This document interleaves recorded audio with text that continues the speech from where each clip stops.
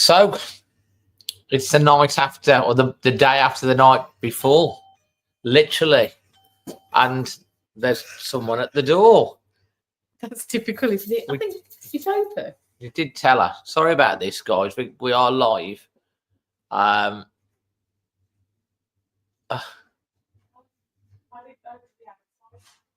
was clever.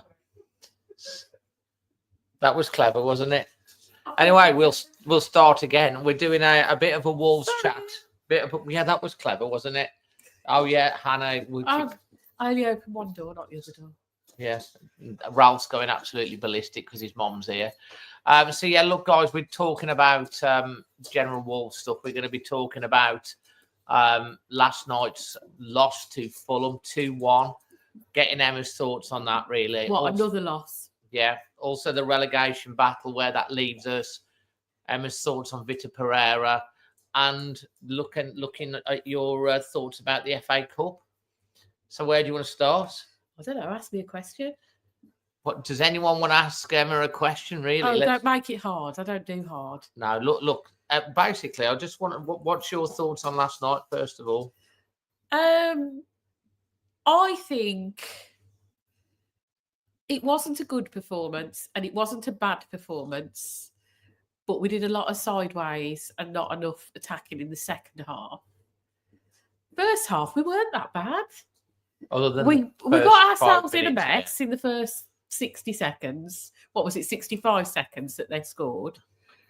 And the back line got caught out, which is not an ideal start, is it? Let's face it. But I thought the first half was actually okay. We got back on top. We got the goal. We looked good. We had a few chances. But second half, Fulham are good. They just did a number on us. They knew how to control the game. They knew exactly how to subdue us. And they were happy to let us have the ball and tittle-tattle around with it. Tittle-tattle. Tittle-tattle. And so we never actually achieved anything. And I think the more the half went on, the more we got frustrated. I also think I worry about life without Cunha if and when he goes in the summer. I ain't worrying about that. Because I felt we lacked creativity. I'm not worrying about that. That's the least thing we need to worry about. He's here right now. The main thing we've got to worry about is staying up. Okay. He's here to help us stay up. We'll worry about that in the summer. I do think some of the fan base has had an unnecessary meltdown. An unnecessary meltdown? Yeah. What do you mean by that? Well, it wasn't ideal, but it wasn't epic proportions of meltdown, was it? I don't know. What do you mean by that? Who's having a meltdown? If you look at Twitter, people are like, "Oh, they're back to life." I ain't, but the negativity. Yeah, but this is. But I don't think that's necessary. Yeah, but this is Twitter, and this is how fickle everyone is. Yeah. Like, we win a game, and like we're going to be in Europe, we lose a game, and it's the end of the world. Now, last night wasn't good. The thing that really rattles me and really, really annoyed me was the slow start against Liverpool under Vitor Pereira. We do seem to start slow, and then we get into the game. We get going. I don't think that'll be deliberate, though. No, well, he said this, but they go out, and then like against Bournemouth, it was the same. First 5 or 6 minutes, they were on us, and then we got on top. And then last night, like we're at home in our house, and they just cut through us too easily. Yeah. And like, so are you having a meltdown? No. And then the thing that really riled me, and I was like, they come out in the second half and did the same again, and that's the bit that got me. We'll score goals in the first minute. Other people do score goals in the first minute, because there's 90 minutes. They score goals in the 99th minute, but to concede on 65 seconds in both the first and second half is just unacceptable, and that's what really, really annoyed me. Yeah, but I do think Pereira has a point. We have some injuries at the moment, and he said he would like to have made about like 4 or 5 changes because we played Saturday, we played again Tuesday. That's quite a tight turnaround. Well, 3 days. You've only got Sunday rest day. Well, so yeah, I'm just saying Saturday, Sunday, Monday, Tuesday. It's 3 days. Yeah, Isn't it? It's the same for everyone, though. Isn't it is the same for everyone. But what Pereira was saying is he would have liked to have. I think you could have seen made 4 Rodrigo, or 5 Gomez, Geddes, yeah, Wang, all of those might have. Yeah, I think he'd have switched things up again. And I think we'd have had some changes, but he didn't have those options because they're injured. He could argue the fact that he had Gijo, that he could have played him from the start. I don't think he's quite ready from the reaction to him. But, we've seen him thrown in too early and then they get thrown in too early and then the fan base get on their backs. And that didn't happen with Agbadou, did it? It didn't, but maybe Pereira thought he was ready. We missed him last night. Well, of course, because that's the other thing. When do you think he'll be back? After the international break. West Ham. So we've got 2 more games without him. Premier League games. Yeah, I think after West Ham. Not after West Ham. For West Ham. For West Ham is probably the earliest because it's a hamstring in it. And I'm just like the second half. I think everyone was really, really frustrated because we responded well to the goal in the first half. We looked good. We were zipping the ball about. There was overlaps. We were being brave.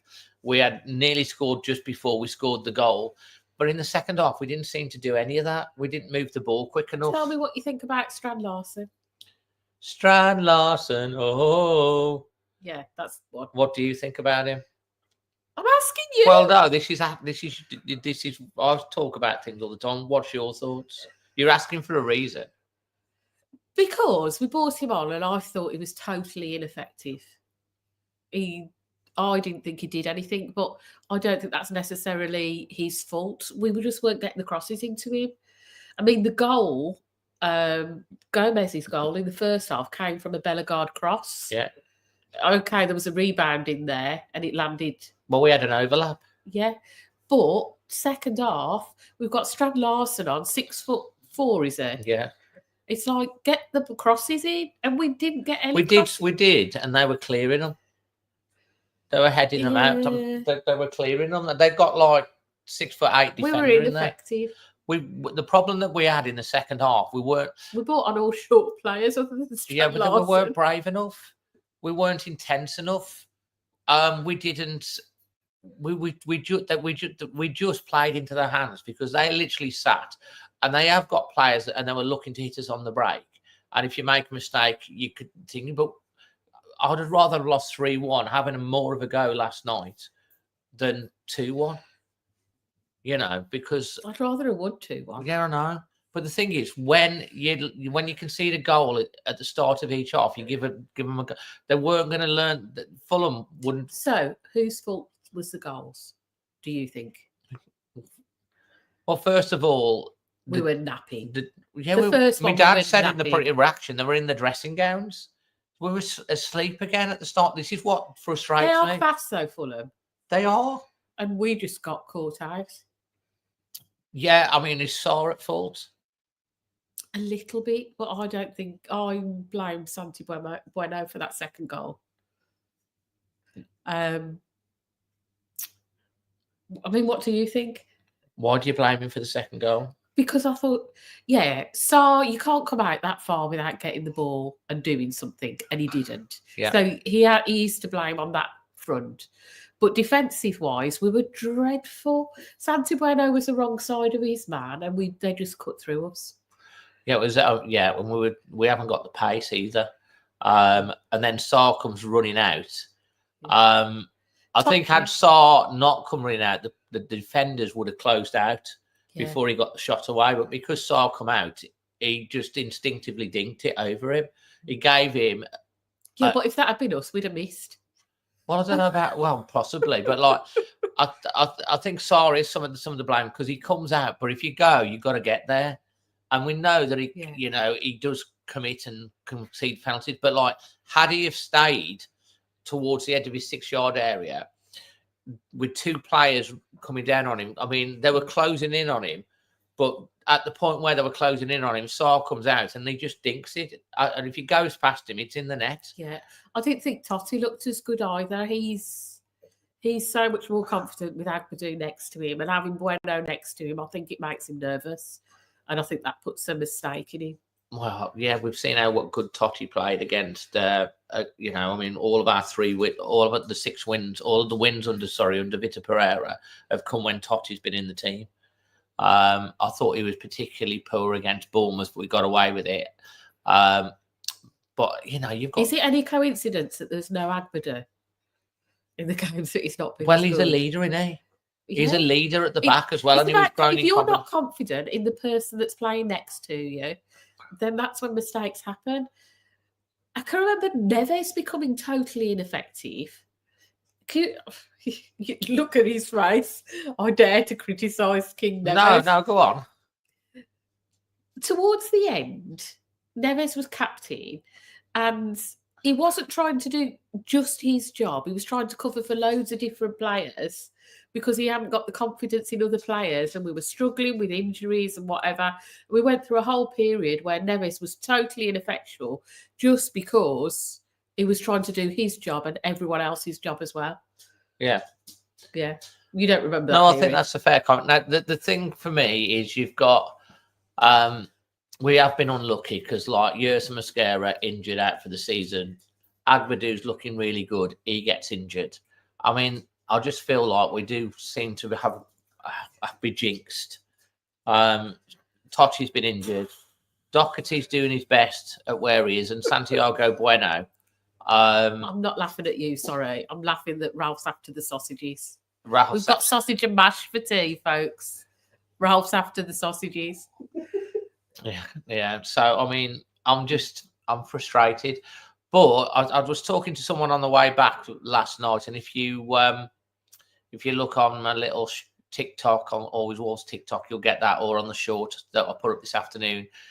I turned around and went, let's take the positives, Dave. 6 points out of 12 from the last 4 games. It's improvement. And it's better than Gary O'Neill. And what else did he say? He said if we'd have lost to Bournemouth and beat Fulham, we'd have been all, yeah, okay. Do you know what is nice? Expectation.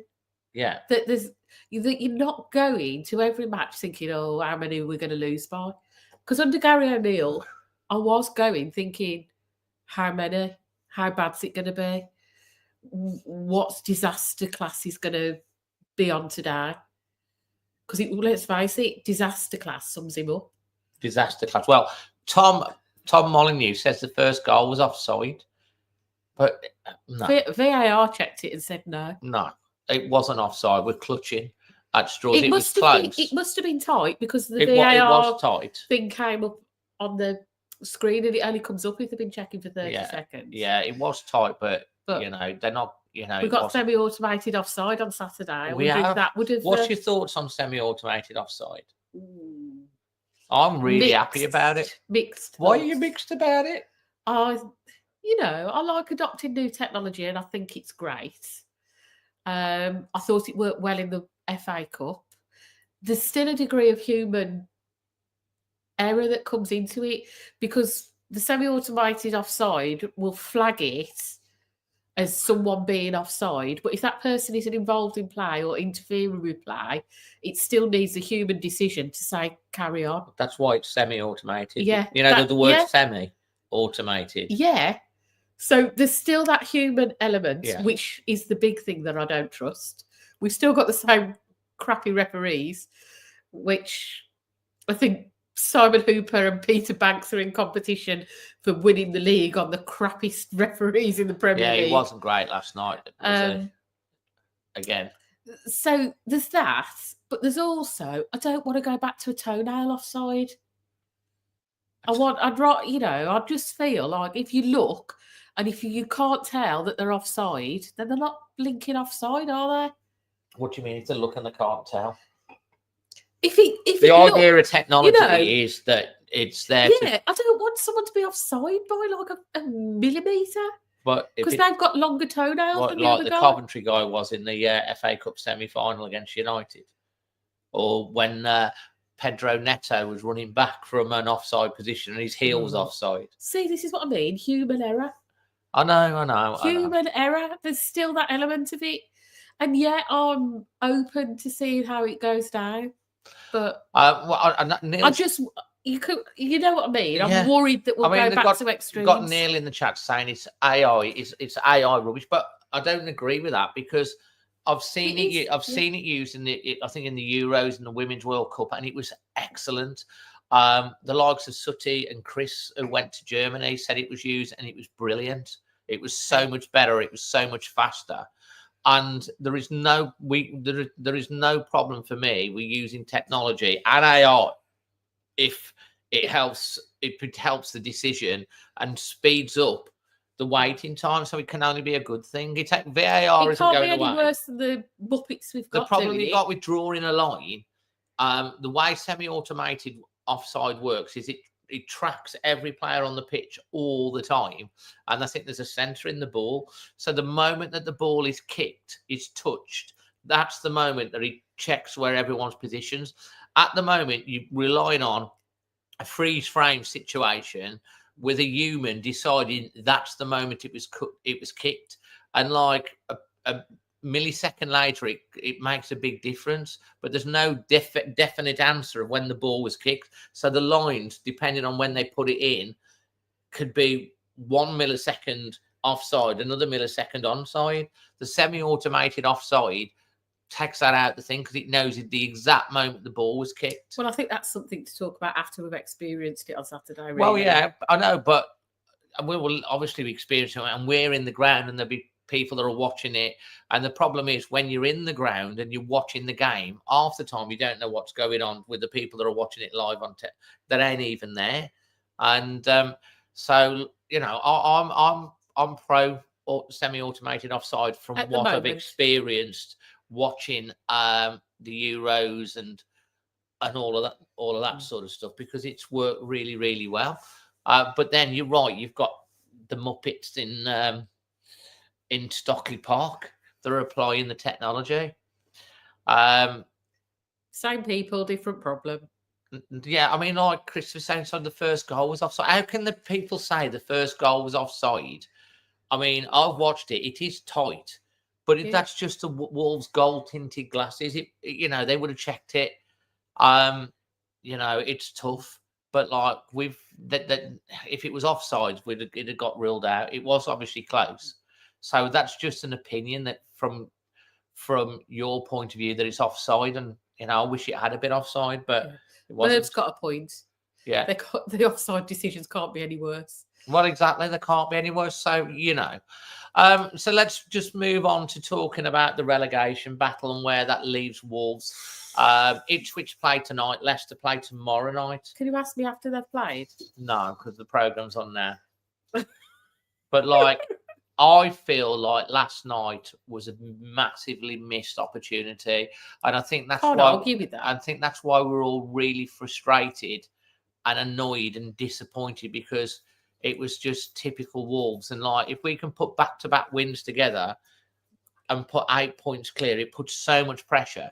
Now, if Man United go and do Man United things and Ipswich get a result, I can see Ipswich getting something from it. Yeah, and then Leicester and then all of a sudden we're back to 2 points again. All of a sudden we're back really in the thick of it. We've just got a little bit of daylight. We could have had huge daylight. I was feeling quite confident, but I did think we'd beat Fulham.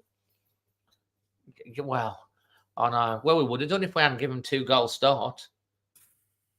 Gifted with a great big bow on the top and a big G. A big gold bow. So, like, where are you with the relegation battle? Southampton? Down. Gone. Yeah. Ipswich and Leicester, 5 points behind. We've got a game in hand. Most likely to go. Do you feel that Wolves are going to have enough to still survive? As long as we don't have any more injuries. Injuries can happen to any team. Yeah, I know. But if we have a key player out, I worry. I will get on then. It's like we've got a key player out in Agbada. Well, obviously, it's losing. If Cunha got injured, that would be a major that's problem. what I mean.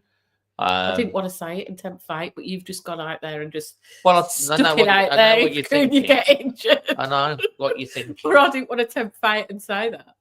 Well, Cunha obviously is, is the main man, isn't he, and stuff like that. But we'd have to find another way. Basically, we've got 11 games, and we've got to You're going to rely on Wang?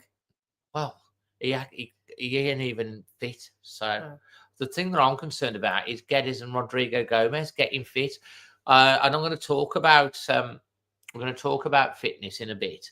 But like, 3 wins out of 11 we don't know games. how long Geddes is going to be out. He was going for an MRI. I know. He could be out. And he was doing good. Yeah. He was getting there. It's that time of year where our forwards get injured. Oh, it's coming up to that time of year again where the forwards get injured. You know. Well, exactly. Not as long and not a disaster as long as Leicester or Ipswich get beat. Now, if most people had said 3 points out of Bournemouth away and Fulham at home, you'd have probably gone, okay. I was hoping for at least 4. So if it had been the result had been the other way around, people would be bit more positive, but it's not. I'd have expected more from the game against Fulham than the game against Bournemouth. What's that say? A big problem is we're just so blinking inconsistent. Tom, I'm not sure what game you're watching, mate. Seriously, no disrespect.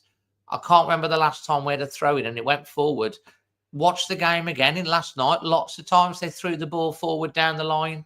Lots of times you know, we don't just throw the ball back. I do think we were slow. We're definitely slow. Slow moving. We're definitely lacking intensity. We were all right first half. Well, we played. If you'd have said to me at the end of the first half, the way we were played with the energy we had, and we were playing, we were way the better time. But then we do the same second, and Fulham ain't going to make the same mistake again, are they? They only had to sit, and they literally sat in a low block, relying on the pace that they got, and just no space. Let's hit them on the counter and an opportunity. And it's difficult for any team to break a team down that plays like that. But you have to have movement off the ball. You have to have people that are going to take people on. You have to move it quicker. And we didn't do that. We were just like static. Question as well. We had a lot of possession in the second half and did nothing with it. The ref never really gave many fouls or anything, but I worry that even if we'd got in a situation like that where you're getting nothing, you want some set pieces that are going to really be effective, corners, all those fouls given. But even if we'd had them, it's not our strong suit for us to have capitalised on it. Well, we're not good at set pieces. Because for me, in that situation where you are struggling and they're just sat behind the board, that's what you need. You need those set pieces to be working for you. But Bella guarded his into the wall. Yeah. But he did have a good follow-up shot, take the keeper. Cunha missed. That's what I'd be working on this week, set pieces. You would be? Yeah, I would. Which sort of free kicks? All of them, corners, everything. I don't think they do work on these things. We have worked on them defensively because we have got better defensively. We've worked on them defensively. I mean, attacking-wise. Yeah. Because when they sit behind the ball, what else can you do? You rely on things like that to get you through, and maybe you've got an equaliser. But I don't know. They probably are working on them. Work harder, work longer. Okay. So, anyway, look. So we've obviously got to wait to see what happens tonight and tomorrow night with the Leicester Ipswich game. Hopefully, they'll just trip up again. Come on, Manchester United. I know. I don't believe you won't hear me say that again. By the way, yeah. Well, right now we need whoever they play to lose. We've got big games coming up against these teams. Yeah. Southampton away, Ipswich away is going to be massive. Leicester at home, and we've got to. It's like a mini league, and we've got to make sure that we're picking up at least 7 points out of those games. Everton at home is the next home game as well. That's going to be tough. Well, we're playing them when they're on good form at the moment, but we're at home. It's typical. It's like how rubbish has City been, and we've still got them to come. You can guarantee by the time that we play them, they're going to be firing on all cylinders. I mean, Pink Panther does make a point. 11 men behind the ball for 80 minutes, and they were time wasting a lot. Yeah. It's hard to play against it, and it's a low block. It's difficult, and we always struggle, but we've got to find a way.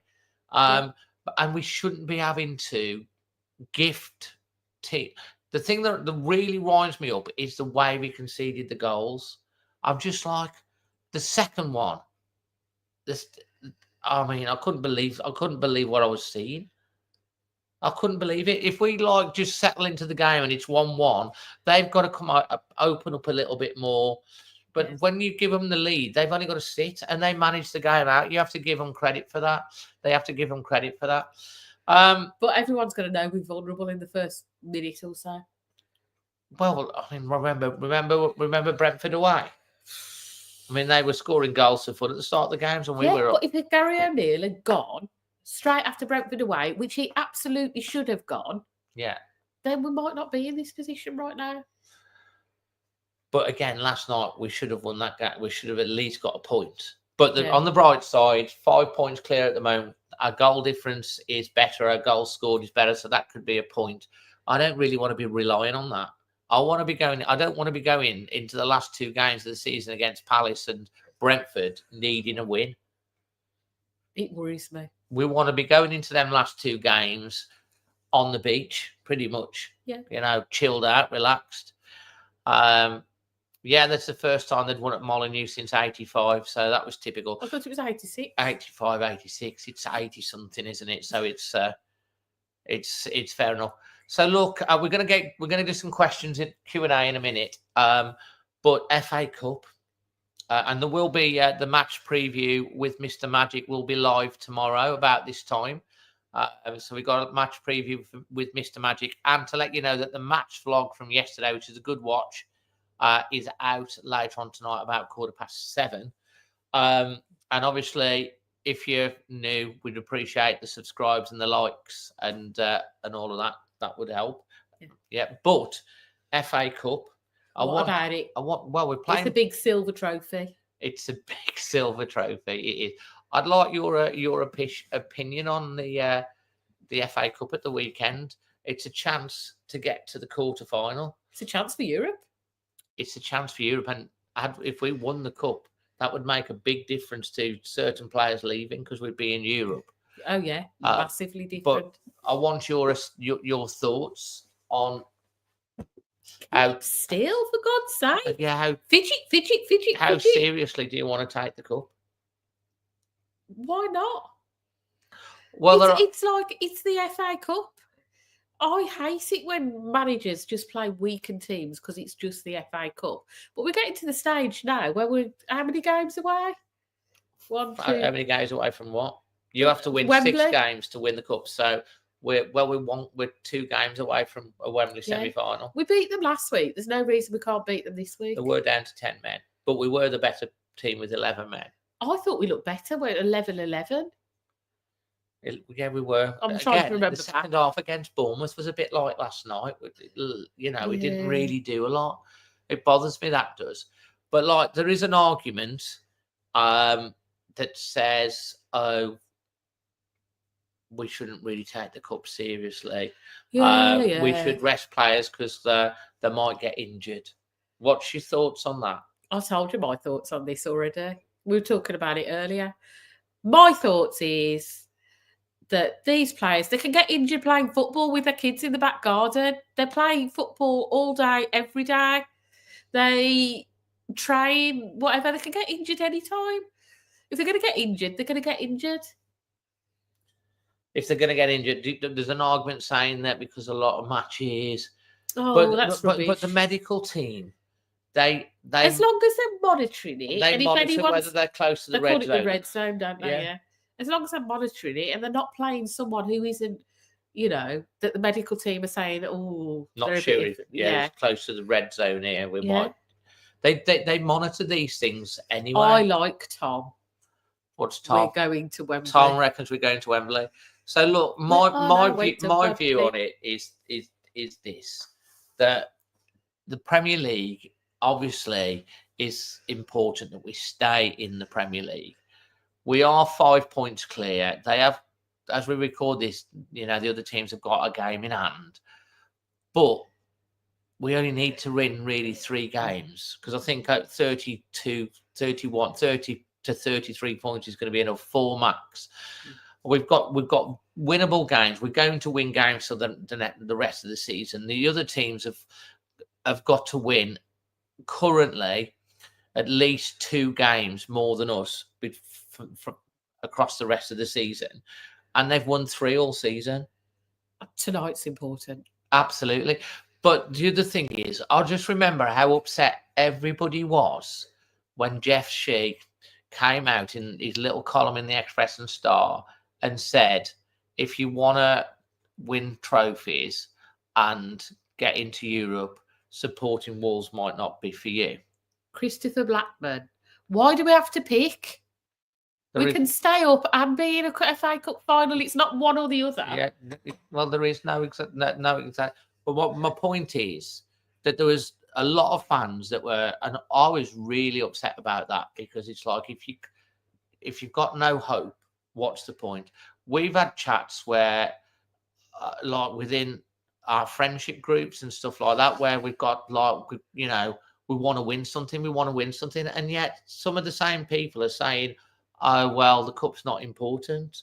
And I'm like, but you said before you want to win something, you want to win some silverware. These are all elite sportsmen. They want to win everything. They don't want to throw the towel in on anything. They want to go out there and win.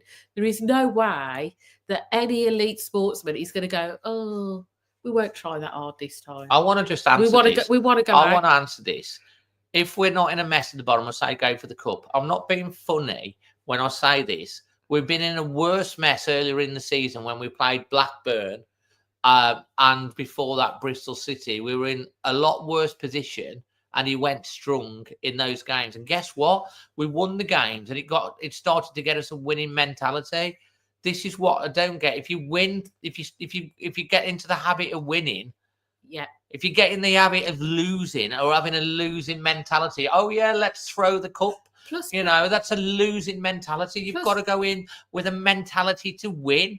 You've got to go in to win. If you start thinking, oh, well, we'll pick and choose when we're going to decide when we're going to win, or it's not important, it just creates a losing mentality. The cup can help you get a winning mentality, and it's helped us get that.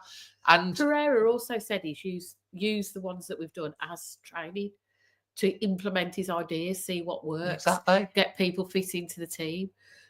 I just think you just go for it. Whatever's put in front of you, you go for it. He takes one game at a time. I don't want to, there's a lot of Wolves fans that are going to be putting in a lot of effort to get up really early. And us, for example, and travel down to Bournemouth. We're not going there to watch the B team play. We're going there because it's the cup, and we go home and away to support our team, and we want to win. We don't want to go there to lose or to give it up. We're going there and we're spending a lot of money to go and support the team, and that's where I believe. Now, I'm not saying it's not right that we've got to stay in the Premier League at all costs, but I don't believe personally that throwing the cup is going to help that. I can only see that it's positive, and I don't. And you can get injuries, yeah, or someone can get injured, but they can get injured anytime. Look at Geddes and Rodrigo Gomez. They didn't get injured on the field. Both picked up injuries in training. So it's just one of them things, and I just want to go as far as the cup. And I do have another reason, because of my dad. If you watch the channel very, very well, he's 88 next month. He wants to go to an FA Cup final. Don't we all? We all do, but I don't have that many chances. Hopefully he'll live to 120, but you never know. Hopefully I'll still be around if he lives up to 120. But we don't get that many chances. We are in the last 16 of the cup. We do not have a game for a week after that. We have no game until the following week. So that's a whole 7 days. And we've got international break. And then we've got the international break coming up in a couple of weeks as well, which will be recharged. Okay, so we'll go away. Southampton. That's after the Southampton game. So we've basically got Bournemouth in the cup. We've got Everton the following Saturday. Yeah. Then we've got Southampton away. Then we're off on our jollies. So there's going to be break. Okay, some will go away if they're fit enough to go on international break. But that's and like they can get injured on the international break as well. So look, for me, Paul, you're entitled to your opinion. We're also entitled to disagree with it.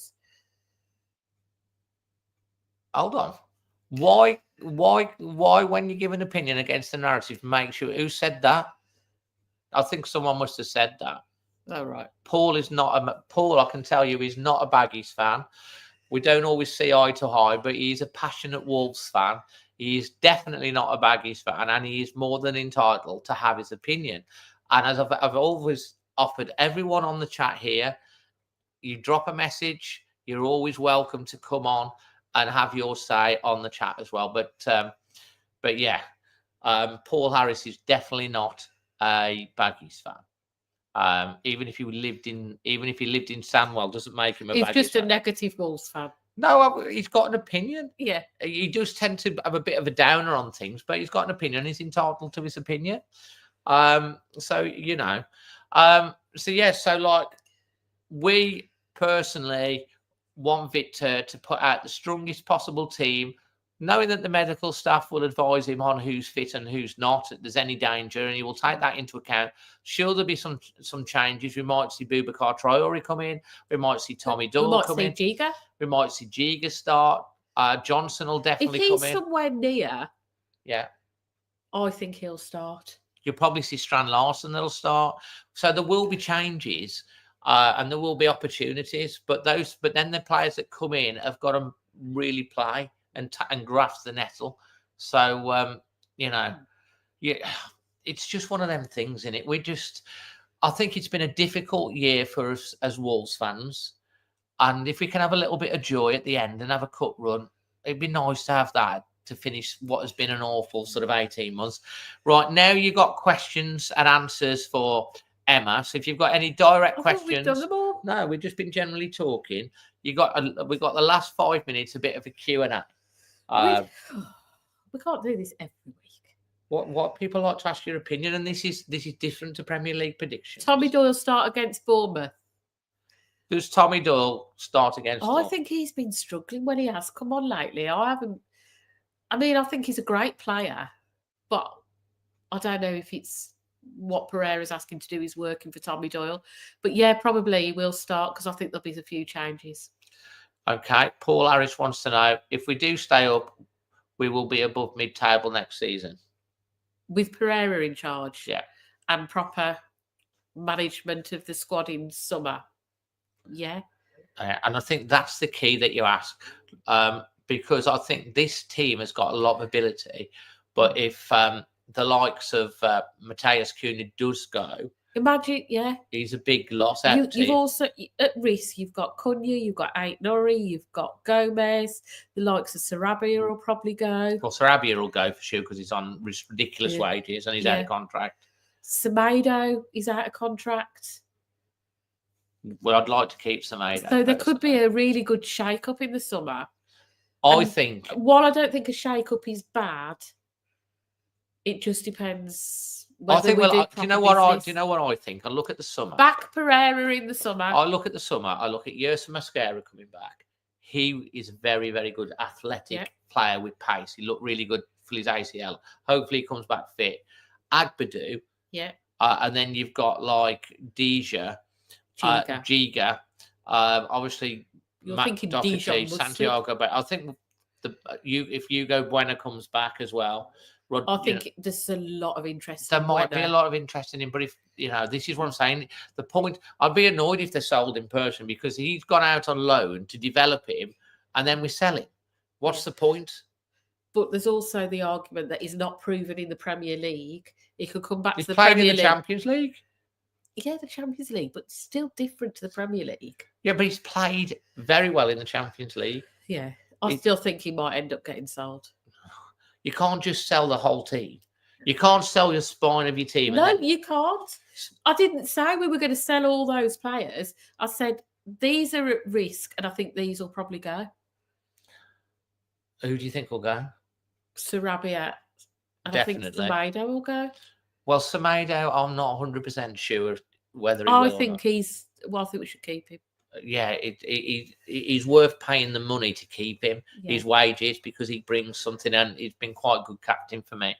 Cunha will certainly go, and I think the key in the summer, and all the fans are going to be having their BDI on the recruitment team and Jeff and Matt Hobbs.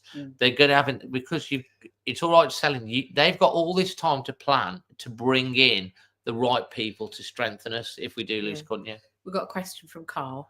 Hold on, there's a few questions. We've got to go down. I think we've done everything up to there. I'm just looking.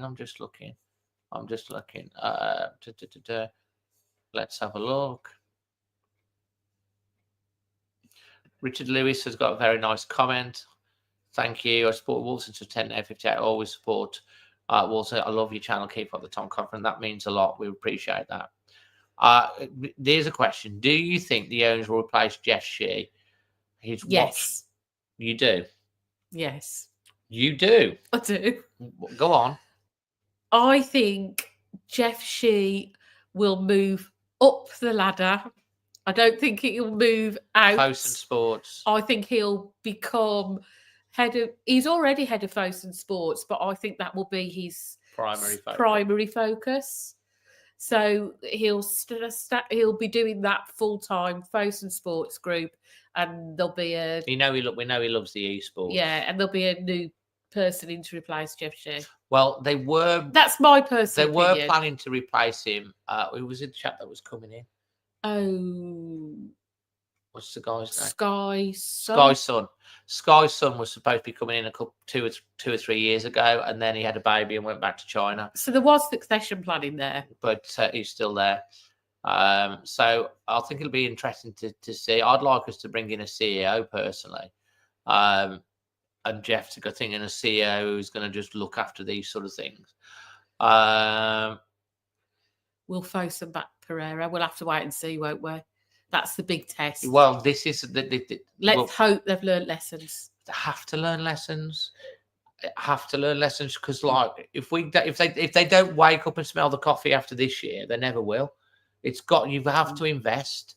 Obviously, PSR and all that, but it's interesting they put the accounting date back to June, and they've done that to give time to sell. I think Matheus Cunha, rather than you have to go in May. I think they've done that to bring the money into this year, because then it counteracts some of the money that's been spent in the January window.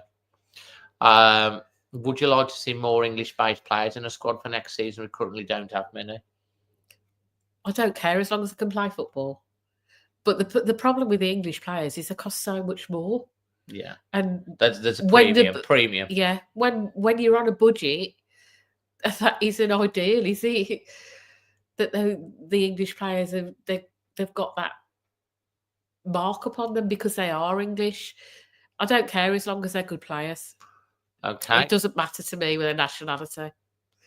We've covered this off with injuries away at Bournemouth.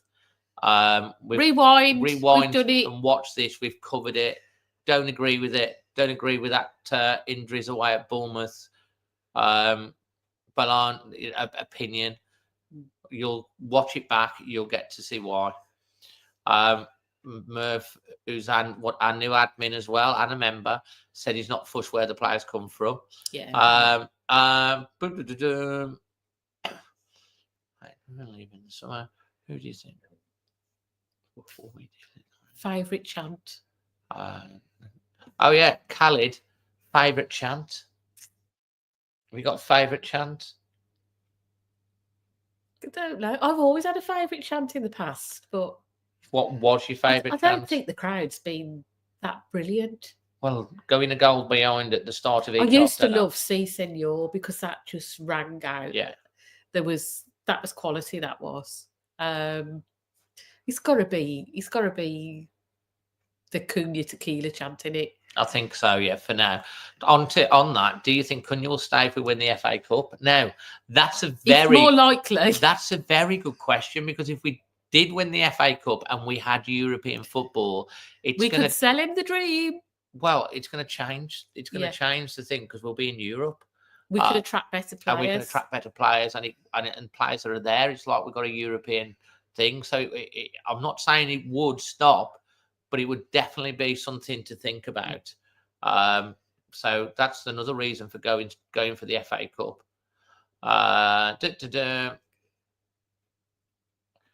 Is re-signing Cody the main summer priority? No. Absolutely no. Love Connor Cody. I think in January it would have been good if they'd have done the swap deal, but no. Yeah, the swap deal for Dawson just worked for us, didn't it? But no. But I think no, it's not going to be the main priority. It's not going to be the main priority, and I think that time's passed now. Pedro Lima, do you reckon he'll get some time? Pedro Lima, I've liked him when I've seen him come in. Pedro Lima. I think he might get some time. I like Pedro Lima. I think he might get some particularly time. If Semedo. I think he might get a start against Bournemouth. Yeah, I wouldn't mind seeing that. Semedo probably needs a rest, doesn't he? Yeah, so that would be interesting. Do you think we've done Cunha the what? Look at the does the amount of money spent in January affect the amount in summer? Well, it's certainly going to have an impact. Well, we'll see, won't we? But from my understanding, Wolves this summer would have been in a stronger PSR thing than there would have been in previous summer. So I'd imagine there's two plans at the moment regarding the summer. There's a Championship plan and there's a Premier League plan. Yeah. We mere mortals will just have to sit and wait and see. I think they'll right. I think they can. Don't forget, 23 million is already going to be spent in the summer because of signing Strand Larson permanently for one. But yeah, there will be money to spend, I'm sure, especially if Cunha goes. They've just got to make sure they get the right players in.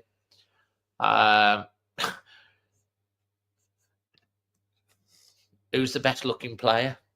Ooh. This is forever. Yeah. Do you even think about that when you watch? I don't think you do. Do you just think about it as football? No, I watch the football, not the players. But sometimes I must admit that I do notice the rippling muscles every so often and think, oh, rippling muscles. Oh, right, okay. But no, I'm watching the football. I think, is that everything? I think that's everything. Guys, thanks for joining us. I hope you've enjoyed this. No Premier League predictions, but we've done a little bit of a Wolves chat. I hope you've enjoyed that. If you have, take a second to smash the like. As I say, if you are brand new or you just found us, hit the subscribe button. We've just gone past 36,000 subscribers, which is amazing. We value every subscriber that follows us, and we read all the comments after. I do take ages to try and respond to every one of you. We are on also TikTok, which is growing. We're nearly on 9,000 on TikTok. That's always a bit of fun. We've got a great Facebook page. We're apparently a creator on the rise for Facebook. We're on Twitter, which is called X now. We're on Blue Sky. We're on Instagram. We're on Threads. So wherever you go, and we've got a fantastic website with some amazing writers with content that goes on every single day. So they are good. So what have we got on since yesterday? Oh, there's loads gone on since yesterday. There's a match report, which is a good one. It's not just a report about what's happened. Craig's done that, so he talks about his thoughts on the game as well as everything that happened during the game. There's some player ratings from Andrew Bennett. And there's a lovely article from Ben Whitehouse, and he talks about the key takeaways and the things that we've learned. That's really good, yeah. You have a Venerable fan one where people write it, and if you want to be part of that, if you want to be part of the writers group as well, and you're interested in getting part of that, if you email admin@alwayswolves.co.uk, it goes to the producer. Yeah, it comes to me. And I'll respond. And you will respond. And also, obviously, we also like, people are interested in getting on the show and stuff like that.